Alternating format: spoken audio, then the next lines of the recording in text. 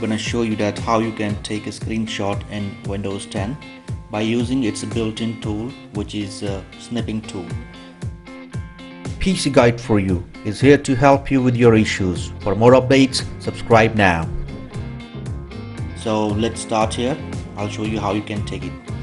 So you first of all go to the Windows 10 search here, click on it. Now type here snip. Once you type the snip, you will get the best match, which is Snipping Tool. Click on it to open. Alright, here it is. And in this Snipping Tool, you have the modes option. If you click on it, we have 4 different modes. And the best recommendation is for the rectangular snip, which I have already selected here, but you can change if you need. Once you select the mode, then click on new button here. The moment you click on new, it will fade your screen and it comes like this, and your mouse cursor is changed.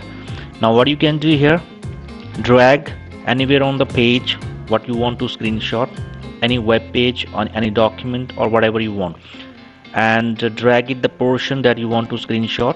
Like me, I just dragged here. I need this one.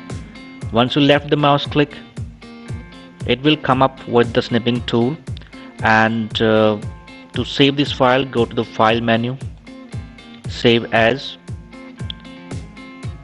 choose your location, mine is desktop, and provide the name that you want. Click save button,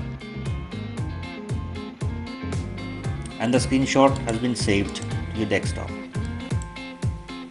Now you can see here, this is the screenshot that I have saved. If I double click on it, this is how it looks. So guys, this is the way you can take a screenshot by using the Windows 10 built-in tool, which is Snipping Tool. I hope you like this video. Thank you so much for watching. Bye bye.